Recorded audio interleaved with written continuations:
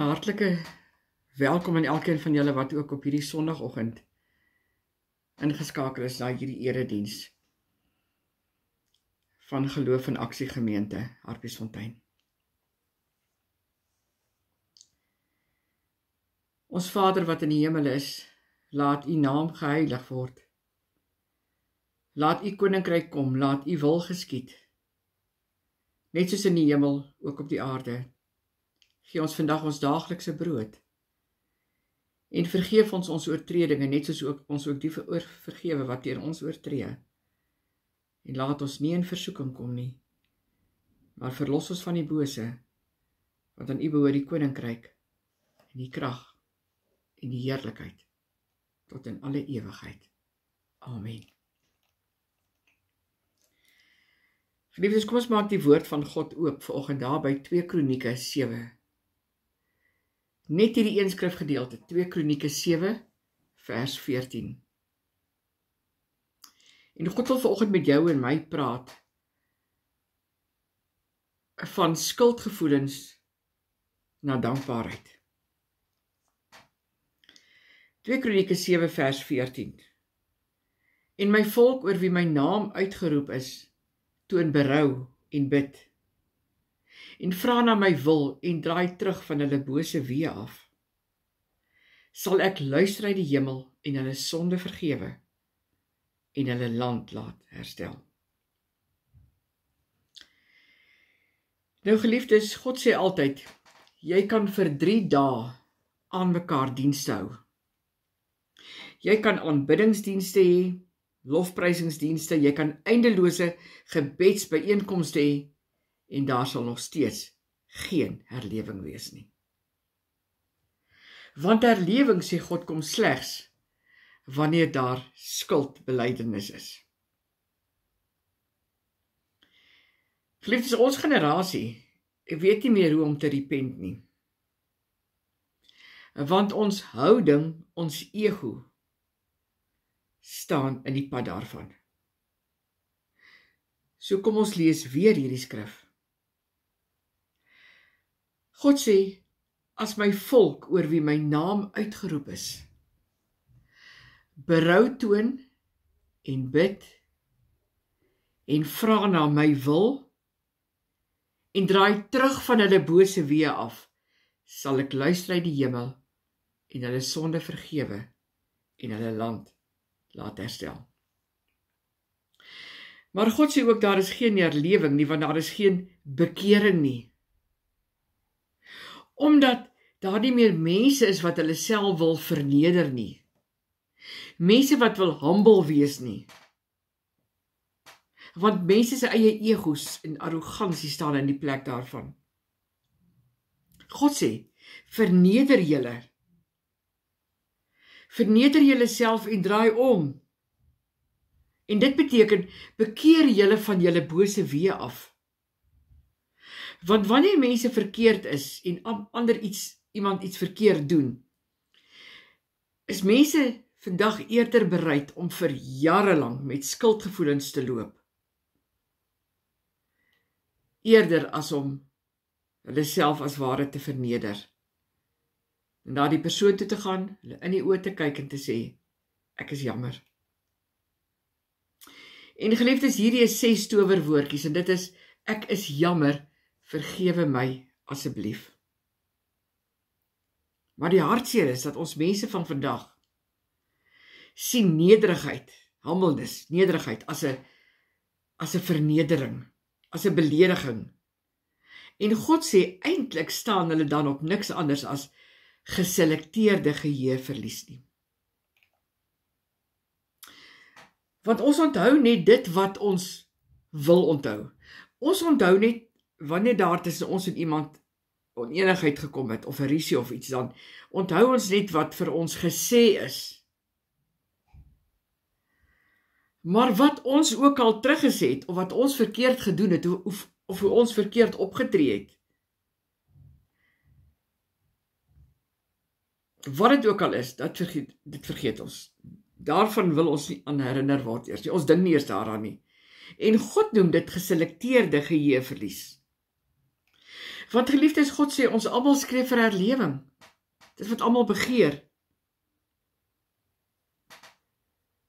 Ons almal bid vir herlewing.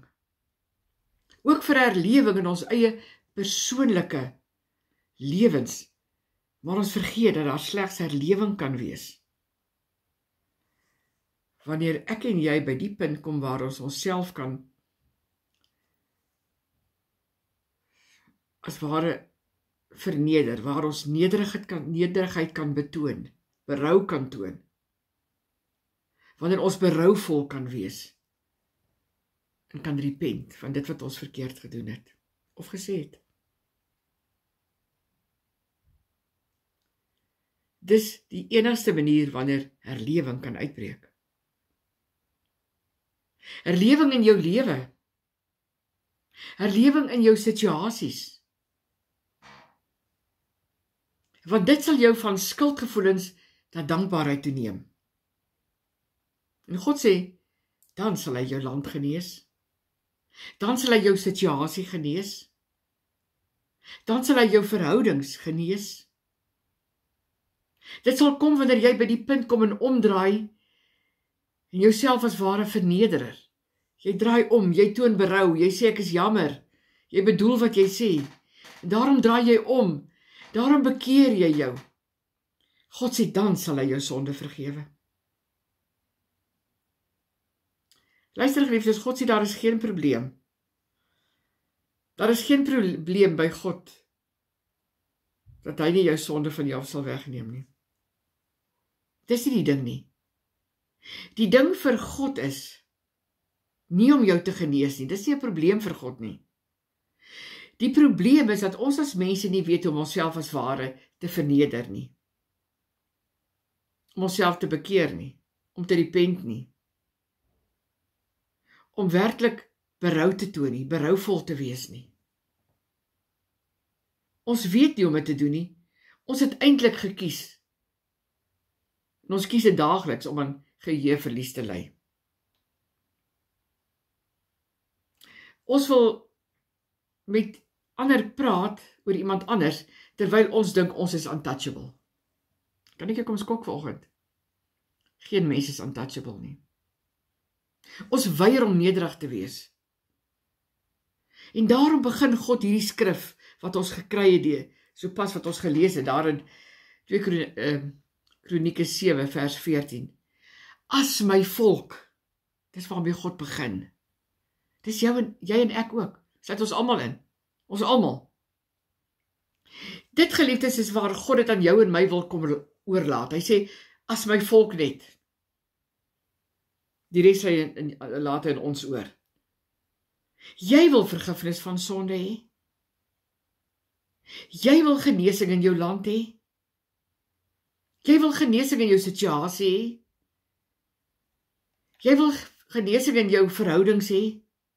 En daarom sê God, verneder jouself, gebruik daardie as my volk wat God sê, om die mag, sodat daardie as die mag in jou hande kan wees.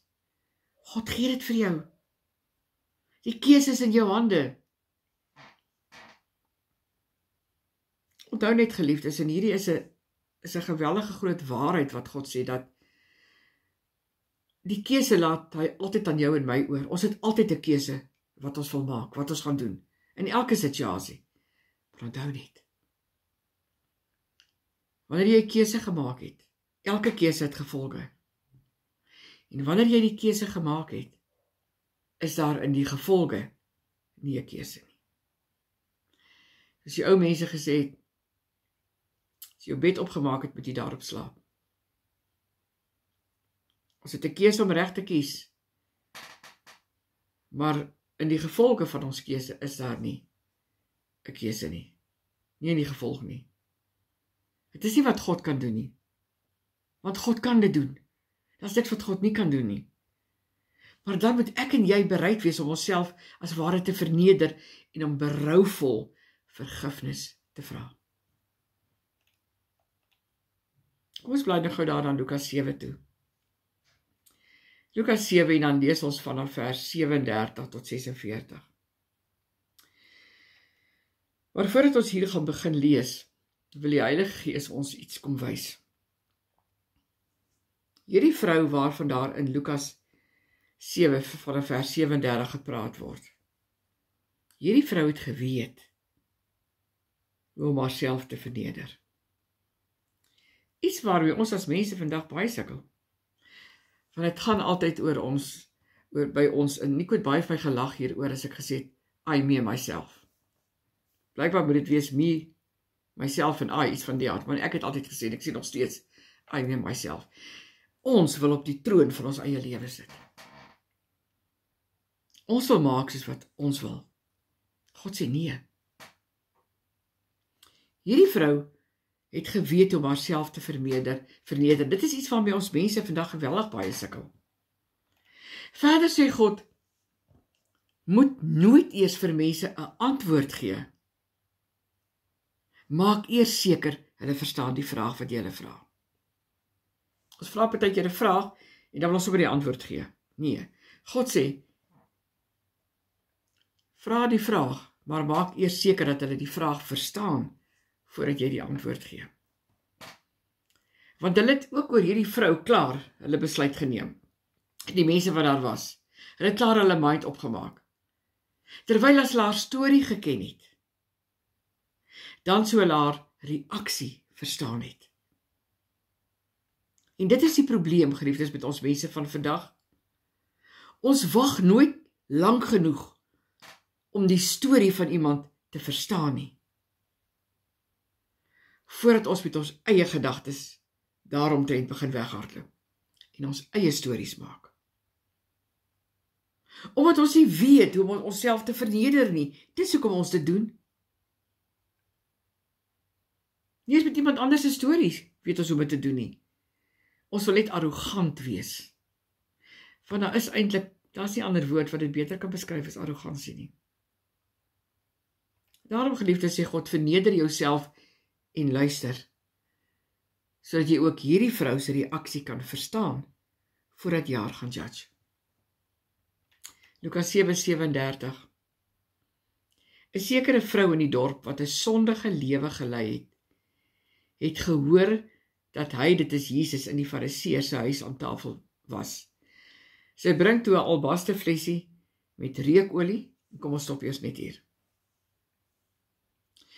Nou, geliefdes, die Amplified Bybel praat van, hierdie skrif begin in die Amplified met behold.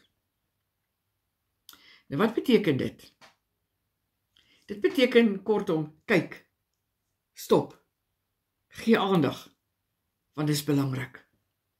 Elke keer in die woord, wanneer God dit sê, dan moet jy as ware regop wees. Jy moet op die punt van jou stoel sit, want jy moet weet dat die volgende wat gaan kom, wat God wil sê, is baie belangrik. En die volgende woord wat uitstaan in hierdie skrifgedeelte is sondaar, hier van Lukas 7. Is ons nie maar almal sondaars nie?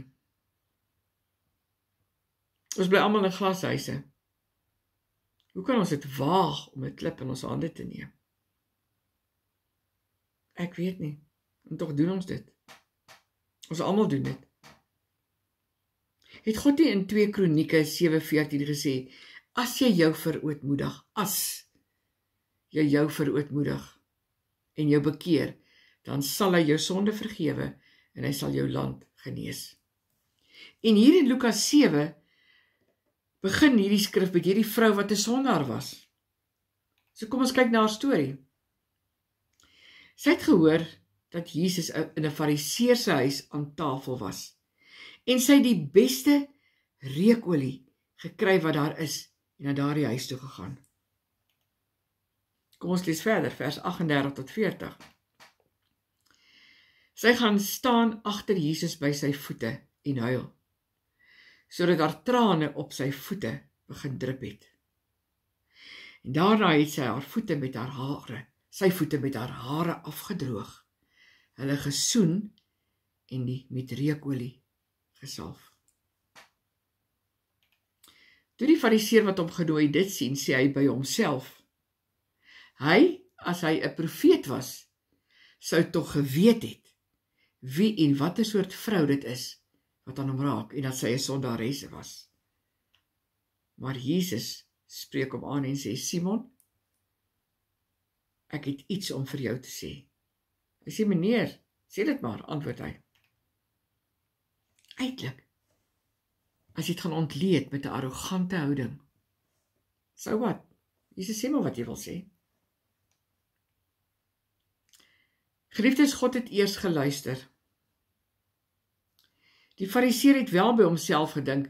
Hy het dit nie hardop gesê, hy het by homself gedink, maar Jesus het geweet wat hy dink. En hier wys hy vir ons as mense op aarde, onthou Jesus verteenwoordig altyd God sy Vader hier op aarde. So Jesus wys dat wat ek en jy ook al dink, God weet dit. Kan ek weer sê, Jesus wys altyd wat ek en jy ook al dink, God weet dit. Daarom het ons onder vir mekaar gesê, God reageer op dit wat hy hoor, wat ek en jy spreek. Kom ons lees verder, vers 21 en 22. Jesus sê, toe 2 mense was in die skuld by 'n geldskieter, wat hy vir Simon vertel. Die vrou staan by. Die een het R500 geskuld en die ander een net R50.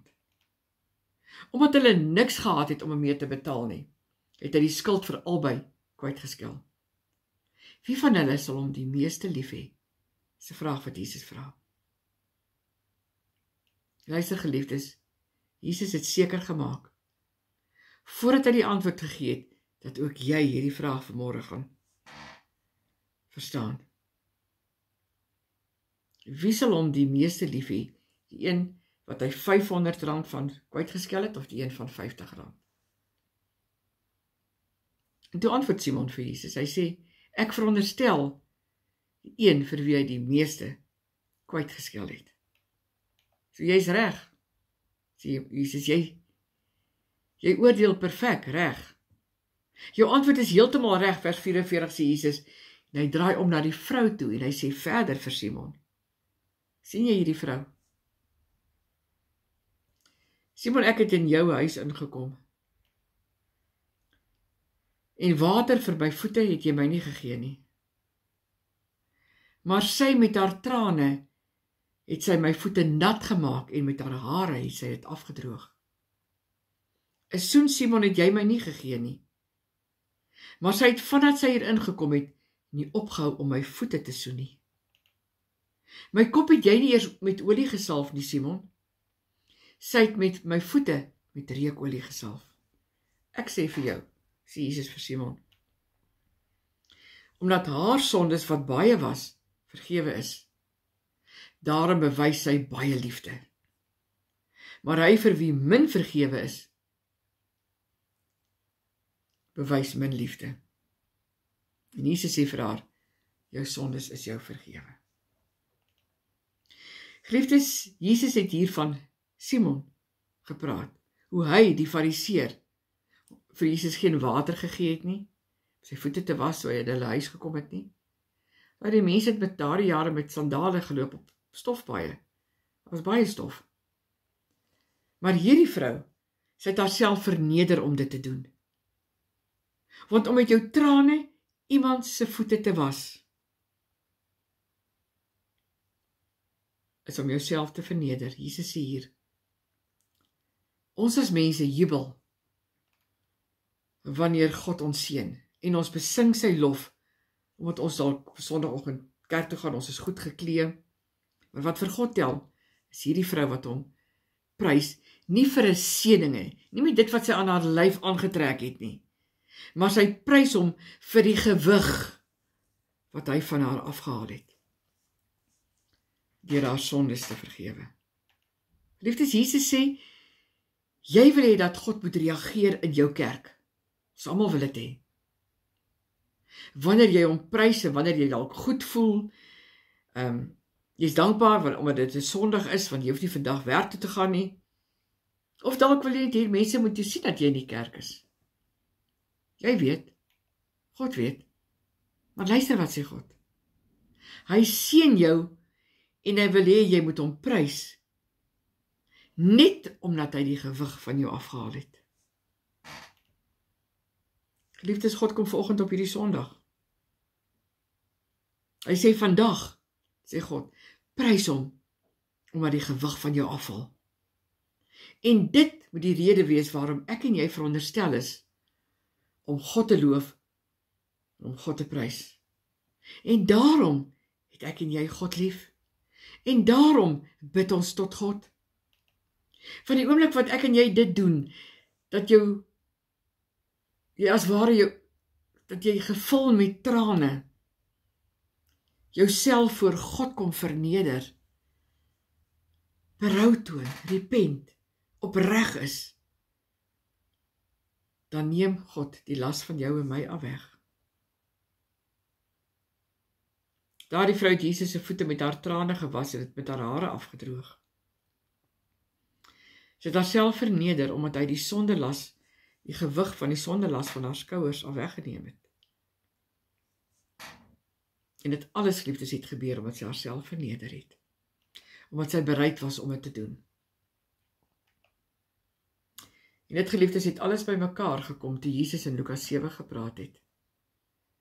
Hy het gesê, want hy het dit onthou wat sy vader daar in 2 Kronieke 7:14 gesê het, want daardie vrou het haarself verneder en die gewig was dadelik van haar af.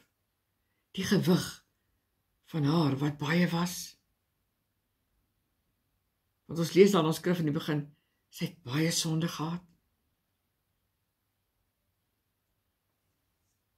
Want die oomblik, toe die gewig van haar af is, toe sy daar opstaan, was sy genees. Genees van haar sonde. En sy het geweet, om haarself te verneder en berou te toon, sy het geweet hoe om dit te doen, dit was haar begeerte van haar hart, nie om raak gesien te word nie. God sê, vanoggend vir elke arrogante daad, vir elke arrogante mens daar buite, God sê, bekeer jou, sodat hy jou sonde kan vergewe, en jou land kan genees. En geliefdes, verseker, gaan dit iets van jou verg. Verseker. Want niks wat die moeite werd is, onthou, is maklik nie.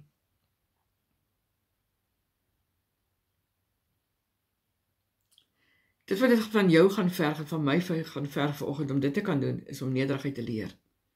Om te leer wat dit beteken om nederig te wees. Want hoeveel mense stap Sondag vir Sondag na 'n wonderlike lofprysings- en aanbiddingdiens by daai kerkdeure uit, met nog presies dieselfde gewig wat hulle op hulle gehad het, toe hulle die kerk binne gestap het. Net om een rede, omdat hulle nog nooit nederigheid geleer het nie.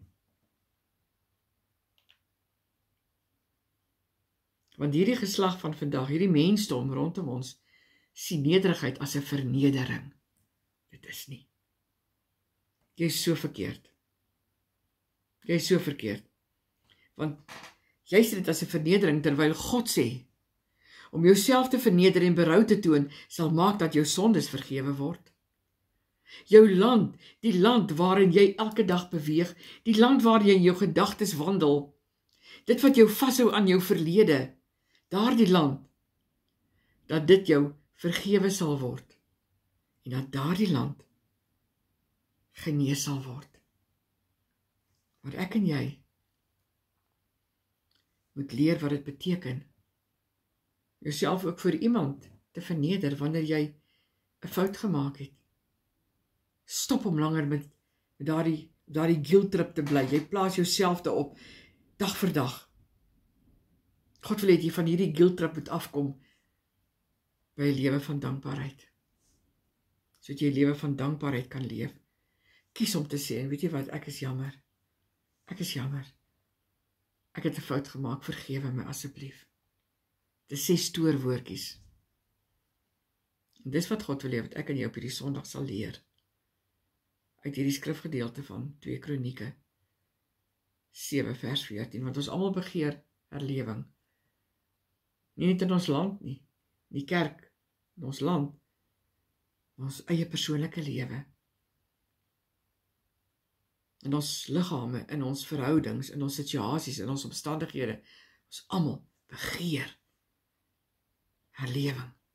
En God sê om dit te kan doen, moet jy kan leer om nederig te raak, om berouvol te kan repent, te sê ek is jammer, vergewe my asseblief. Dan kan God jou en my genees. Amen. Alle eer aan hom. Liefdes, ontvang nou ook op hierdie Sondag die seën van die Here. En gaan leef van hierdie oomblik af met hierdie opregte begeerte in jou hart om werklik te leer wat dit beteken om nederig te wees. Om berouvol te wees, om te repent, om te sê ek is jammer. Dit kos 'n groot mens om jammer te kan sê. Want die Here sê hy wil jou seën. Hy wil jou land herstel. Hy wil jou liggaam herstel. Hy wil jou lewe herstel. Hy wil jou in totaliteit genees, sodat herlewing kan uitbreek in ons land, maar ook in jou en my persoonlike lewens. Die Here seën jou. Amen.